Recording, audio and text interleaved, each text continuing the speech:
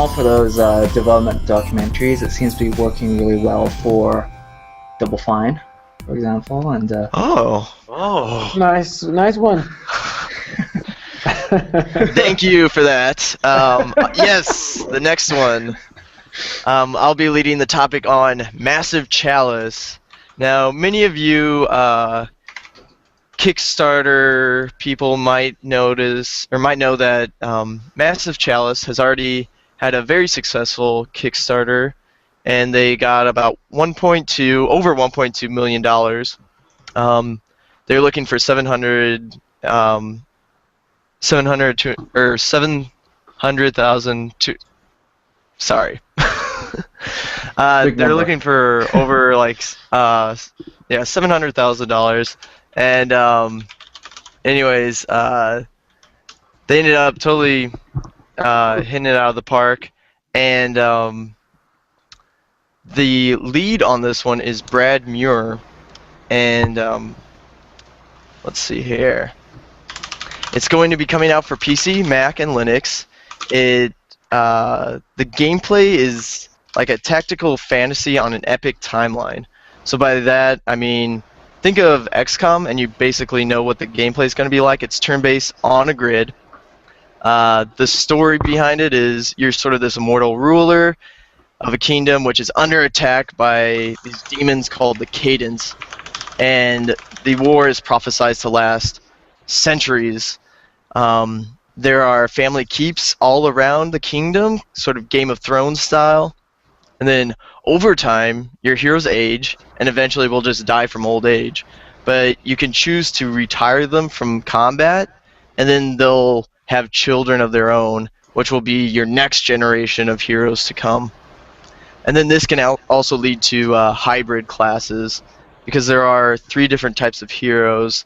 There's Caberjacks, which are your melee brutes. They've got like a battering ram.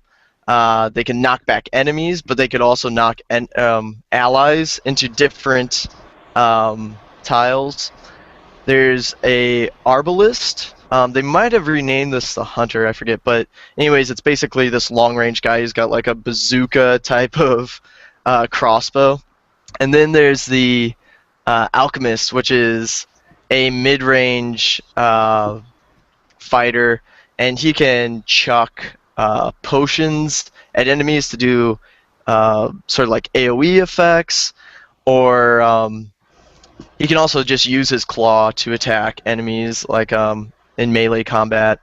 You can also use him kind of to support your allies by throwing health potions to your to the other team members for them to use later on.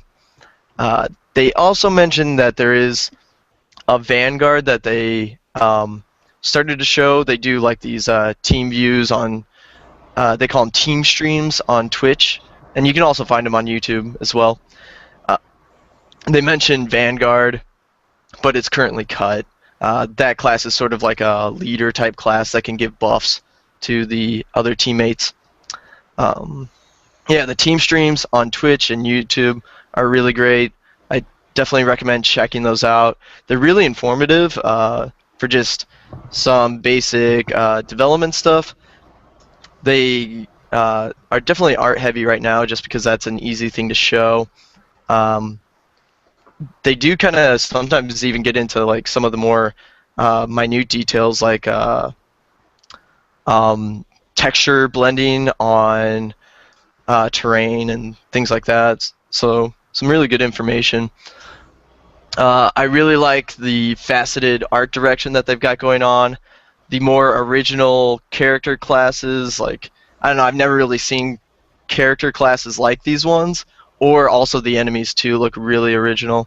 And then the whole like bloodlines of, I can see like a lot of great sort of emergent stories that can come from, you know, like having these bloodlines over time and what could happen on the battlefield. You know, like you have like a possibly a uncle and, you know, like a younger version, and the uncle gets killed on the battlefield, except then when someone dies, they leave behind a relic that other people in the bloodline can use.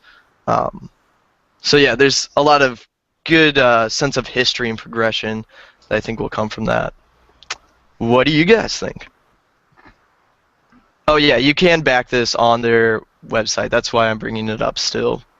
It's called, if you missed the Kickstarter, you can now be a Slacker backer.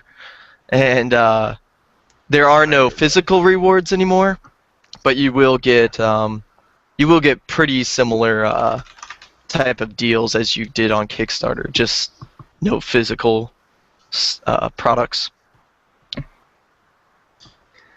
So this game has that Viking Nordic flavor. Kind of reminds me of Banner Saga, which just came out. It's kind of a coincidence almost. You played both now, so how do they compare? I would say that Banner Saga is definitely more Nordic. This just feels more, I guess, like kind of their own twist on fantasy. They didn't really want to take. I think like that was a major point that they had when designing it, was they wanted this universe to look original and not be like typical knights characters. Definitely less focus on magic. If you notice, like all the 3 classes are not using any type of magic abilities. The only magic items you get will come from crafting. When you defeat demons, you can actually like create demonic weapons, which actually have some negative penalties to you as well. So there's some give and take with that, which is nice. But that is sort of like Banner Saga, because there's not a whole lot of like magic things going on in Banner Saga as well. They're kind of like these more gritty, realistic fantasy worlds. So yeah, I definitely see that there is some similarities there. And I take it this is single player only, right? Yes. Yeah, I believe so. There are definitely more environments in this game compared to Banner Saga. Is more like very focused on the Nordic kind of snowy environments. They've shown some really cool environment stuff that they've got going on so far. Really cool. I really like the water. They show off like water in this mangrove grove level that they made, and it looks sweet. It seems like it's another great game from a well-established company, especially based on previous successful Kickstarters that they've done.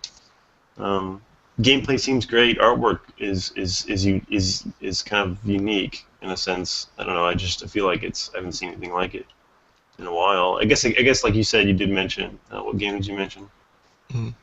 That was like it, artwork style wise.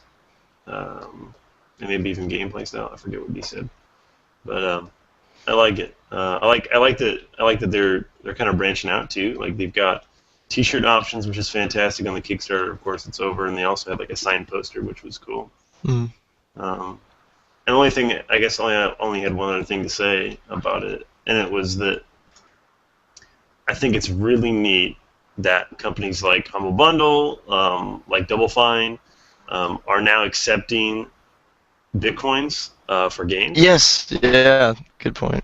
Glad you saw that. Yeah, I'm just super excited, and of course it's only $15, so we don't get to see how many Bitcoin transactions have taken place, really, I guess, unless we did the math. But they've collected 3.149 Bitcoins, and each Bitcoin's like $1,000. So quite a few people are opting in to buy this game without having physical cash, which is neat.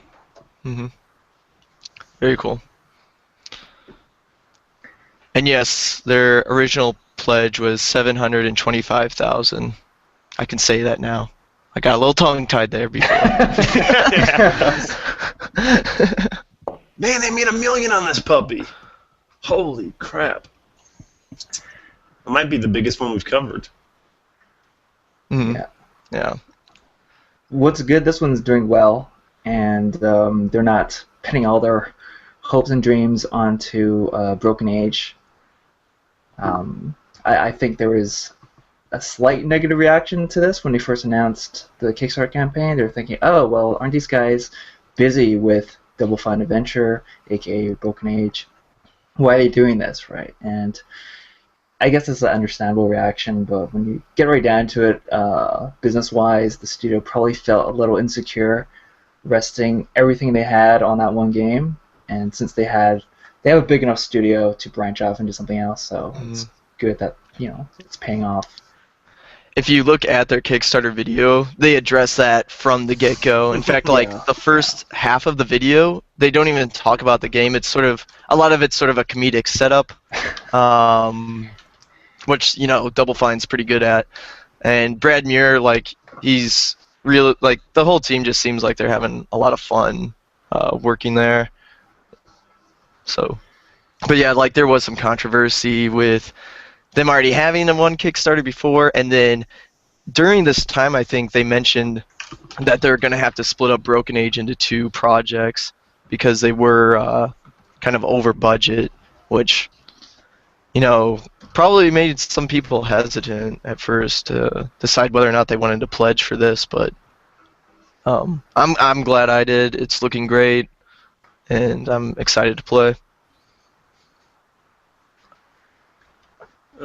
Good stuff. Music sounds pretty cool, right? I mean, it's pretty. If it's unique gameplay they got going on, I'm excited. What's next on the agenda?